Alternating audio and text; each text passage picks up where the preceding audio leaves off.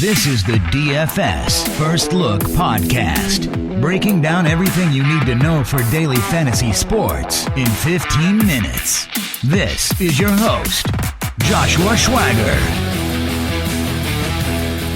Hey everybody, welcome back. Now that it's Tuesday, that means we can get right back into the DFS First Look Podcast. Today I'm really excited to talk about a young phenom named Carlos Correa, who I am stoked to see in his professional career.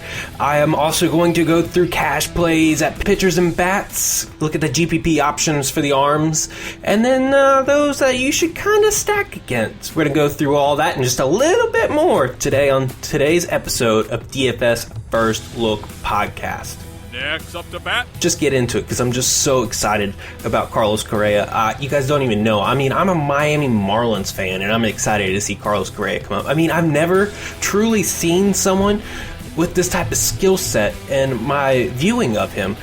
Just looking at some YouTube videos and watching a few games here and there, I've been really surprised at just how good I think Carlos Correa is going to be. I mean, when you look at his arm strength alone, that's going to get you in the bigs. Just how hard he can throw, and I mean, he doesn't have the best reach of a shortstop, but I think overall he is more than solid on the defensive side. And then when you just look at what he can do with the bat in his hand, oh my gosh, you just begin to just drool a little bit. I mean, when you look at his career, he is posted over 300 on a regular basis. Yes, he struggled just a little bit this year when he came up to AAA, but I mean, he has been on fire since. I mean, he has plus power to him. He has almost a 70 grade bat. Oh my gosh, he can hit the ball anywhere that he wants. He can find the gaps.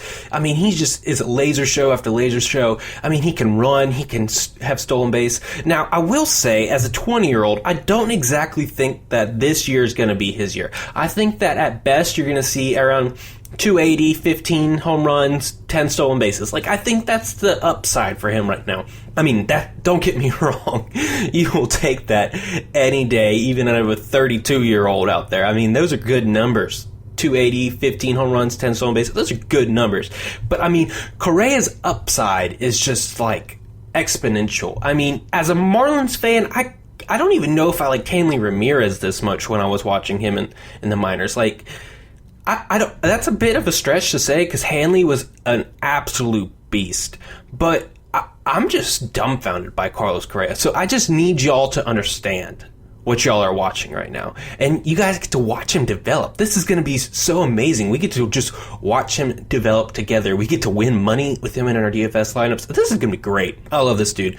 Going forward, you will see me project Carlos Correa pretty high in some games, especially against pitchers that I think he can go against. He is a little aggressive against opposite-handed batters, or opposite-handed pitchers, I should say, sorry. He's a little aggressive against them, and he tends to swing pretty early at the breaking ball that comes from the left-handed pitchers, but I don't think that's going to be too big of a problem. I think he can adjust to big league hitting pretty quickly. I'm really excited to see this, and I wouldn't be surprised if he takes the world on fire to begin it. But anyways, enough of that rant. Y'all are here to hear a little bit about DFS today. That's exactly what we're going to go into. Safe. All right, first look, we got to look at the pitchers to use for cash. First up, I have Corey Kluber. Corey Kluber has been a phenom. I mean, he has been on fire the last few games. And I mean, his peripherals are actually starting to come closer to average. His BIBIP is still skyrocket high. But his Sierra is sitting at 2.37.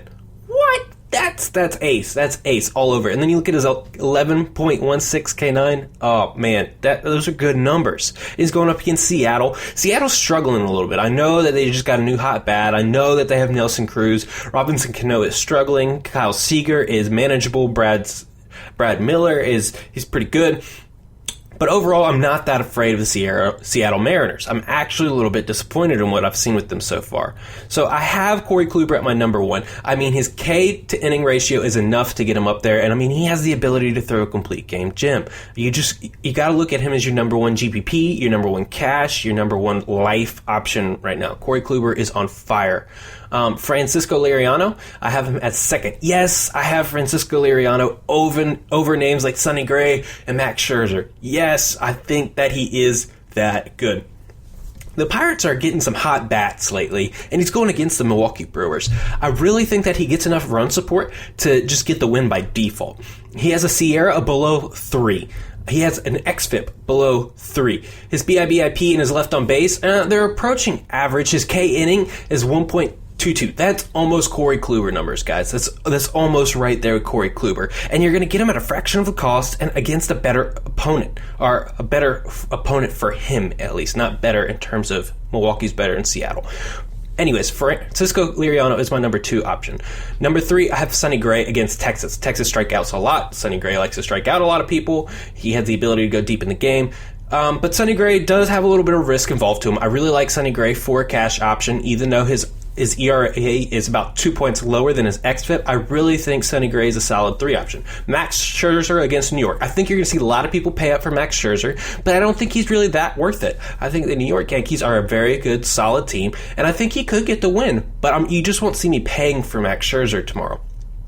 At 5, I have James Shields against Atlanta. Atlanta likes to swing. They're not that hot of a team. Yes, Cameron Maybin's lighting the world on fire. Yes, they're doing pretty phenomenal in the short scheme, but I don't think they're that good of a team. They're still a team in development, and James Shields knows how to get a lot of strikeouts. He might lose the game just because it is, the Padres versus the Braves. He might lose. I don't think he will. But overall, I think that James Shields is a solid option just because of his strikeouts alone. Should get him, he shouldn't kill you. If he does bomb, he shouldn't kill you.